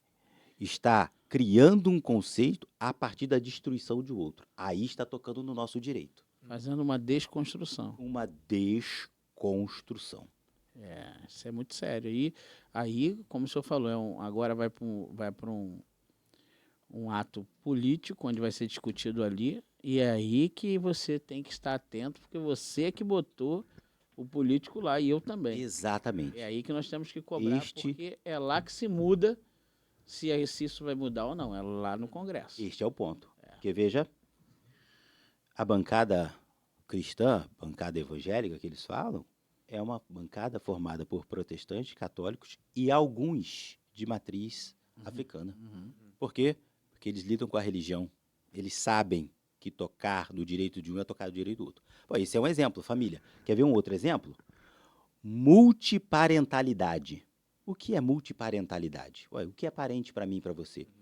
Eu vou voltar só um pouquinho atrás, bastante atrás, para lembrar. Eu disse sobre palavras, conceitos fluidos. Se eu não tenho um conceito estabelecido, este conceito torna-se fluido e abarca qualquer coisa, não é? Ora, quando eu cheguei no Mato Grosso, eu fui morar em uma casa e lá existiam 3 pessoas, eu e mais 2 amigos. Nós trabalhávamos numa empresa, nós rachávamos o aluguel, nós pagávamos a água, o gás, a comida, mas nós não éramos parentes. Aquilo não era um lar, aquilo era uma república. Por quê? Porque o intuito ali não era o intuito de laços familiares. Agora querem dizer que tudo é multiparentalidade, tudo é lar? Não pode ser, querido. Como que isso toca a igreja? Ora, você tem um irmão, um idoso, 80 anos, faleceu. Os filhos e os netos não entendem um conceito de família, entendem um conceito de multiparentalidade. como que você vai ajudar? Ajudar, veja, querido, eu estou dizendo ajudar esta família a trabalhar o luto e a trabalhar a herança. Porque se é multiparentalidade, uma pessoa qualquer Pode que se chegar diz que ali. era parente, que convivia, vai dizer que tem direito patrimonial sobre aquilo, Sim. e não tem. Você abrange muito, abre muito. Só mais um, Sim, multiconjugalidade. essa aí é forte. Já Eu ouvi. pergunto para você, meu jovem seminarista Jefferson, agora eu vou deixar na chave justa, vou devolver. Quantos cônjuges você tem? Um. Porque é uni, é um cônjuge, não é multiconjugalidades. Tudo bem, eu sei que na sociedade acontece, tudo bem. O que eu posso dizer? Eu tenho uma ideologia, o outro tem outra, e tá tudo certo em você ter. O que eu não acho correto e justo É você botar isso como regra. é botar como regra e É lei. isso aí, A gente tem que tomar cuidado quanto a isso. isso aí. Por que toca a igreja? Porque Posso? são direitos. Pode, Pode? pode. Um Mexe- dos requisitos para membresia numa igreja protestante é qual? Um casal ser casado. Casado. Casamento para nós Sim, sim, é verdade. é um instituto. Tudo. Sim. E esse instituto do direito de família, ele se consubstancia, se materializa a partir do matrimônio. E o matrimônio tem uma certidão de casamento que cumpre inúmeros requisitos legais, sociais e alguns religiosos. Se eu tenho multiparentalidade, todos esses outros requisitos deixam de existir. Deixa de existir. Ou, no mínimo, perdem força. Aí, chega uma pessoa lá, aí chega um trisal na tua igreja. Ou até mais. É. É. Chega um trisal. Ei, pastor, fulano, beltrano, ciclano. Eu tô aqui com a certidão que eu tenho 2 esposas. Aí você fala, ô, vou casar vocês então, aí. Vou falar igual mineiro. Uai, moço, casar vocês. Aí quando você lê na certidão, é um trisal. O que você faz, pastor? Aí você vai me ligar. Fala, pastor, me ajuda aqui que o negócio tá Você vai me ligar. Sabe o que eu vou fazer? Como que está o seu estatuto, seu regimento interno, sua declaração de fé e a sua escola bíblica? Uhum. Meu Deus, precisa de tudo isso. Precisa de tudo isso, pastor. Porque senão vira um problema seríssimo. Vira um problema seríssimo. Por quê?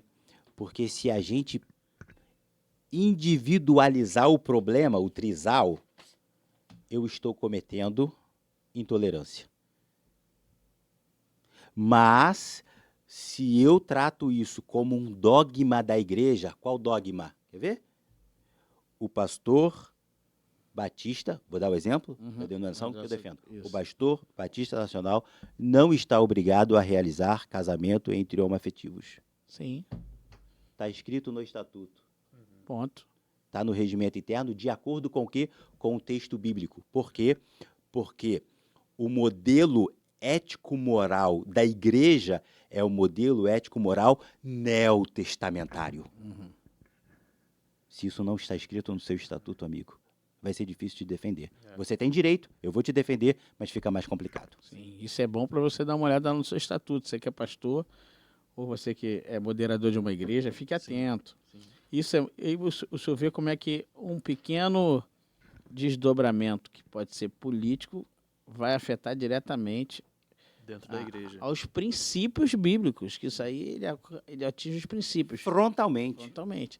E por isso que você, cristão, eu fico muito, às vezes, preocupado quando eu vejo um cristão falar assim, não, política e religião não se discute, não, olha só, eu não me envolvo na política, querido, nós precisamos estar nos posicionando, nós precisamos estar nos posicionando segundo a palavra de Deus. Eu não estou falando para você ser de A, nem para você ser de B. Estou falando para você ser de Cristo. E, regra de fé e prática.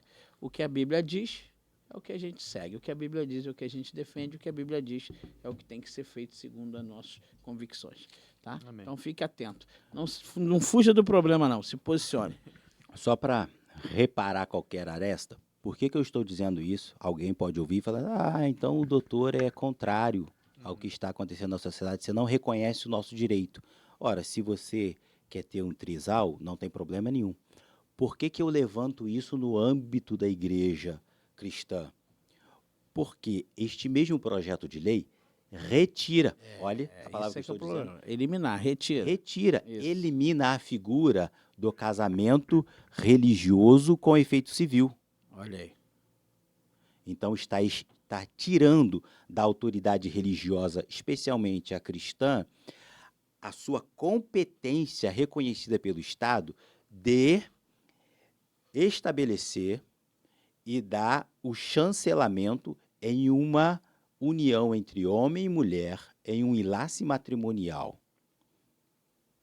Porque vai criar a figura do celebrante. Qual que perde a força, então, da religião está aí. Sacerdotal, perde a força sacerdotal. Força sacerdotal. O Estado deixa de reconhecer que o sacerdote tem influência, tem autoridade, competência para assistir, abençoar e chancelar a formação de uma família. Isso é muito sério, pastor, muito sério. Pastor, para a gente... Então, estamos caminhando para o final, mas tem ainda algumas coisas interessantes e poderosas aqui. Eu queria só que o senhor desse... A gente falou muito sobre o Estado laico, o senhor explicou muito bem. Muita gente não sabe, e seria bom o senhor dar aquela pincelada sobre o que é laicidade, né? Tá. No Brasil, especialmente nos últimos 20 anos, tem se utilizado muito essa expressão, o Estado é laico. Isso. Mas ela é utilizada especialmente para afastar ou para calar o religioso. É verdade que o Estado é laico? Sim. Mas o que não é verdade é a intenção que se quer utilizar com essa declaração. O Estado é laico até aquilo que eu demonstrei, de retirar de si o elemento religioso. Porque antes o Estado era confessional. Sim. Ora, a Igreja Católica Apostólica Romana era a igreja oficial do Estado. Sim. E o catolicismo era a religião oficial do Estado.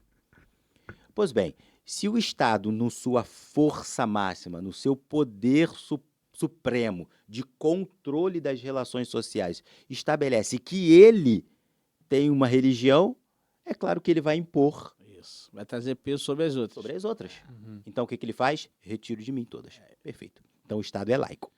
Agora, o que é a laicidade? A laicidade, ela é uma manifestação do Estado laico. O Estado laico é a separação, é o muro de separação.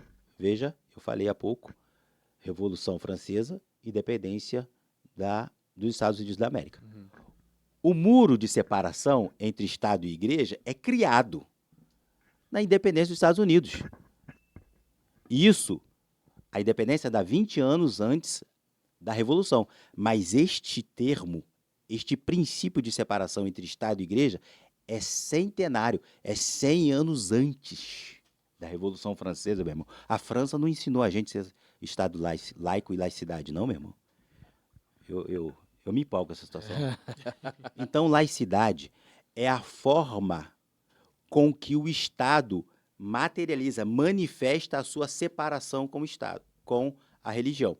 Porque, preste atenção, em casos em que a relação entre o Estado e a religião era uma relação harmoniosa, a separação se deu de forma harmoniosa.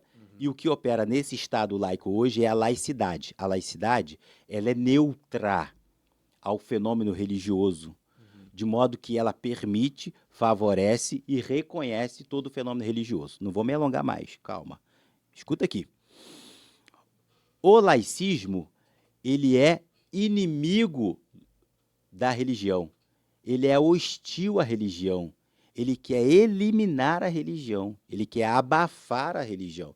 Então, a diferença entre laicidade e laicismo é essa. No Brasil, nós temos uma melhor ainda, e eu encerro agora, laicidade colaborativa. O Estado, além de reconhecer, de ser amigo, amistoso à religião, ele colabora para que a religião atenda à sociedade e às demandas pelas quais o Estado não tem condições estruturais de atender.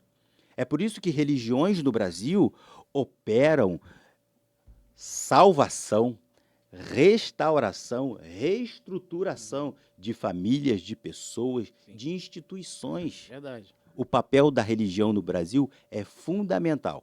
O Brasil não é católico. O Brasil não é protestante. O Brasil não é hinduísta, não é budista.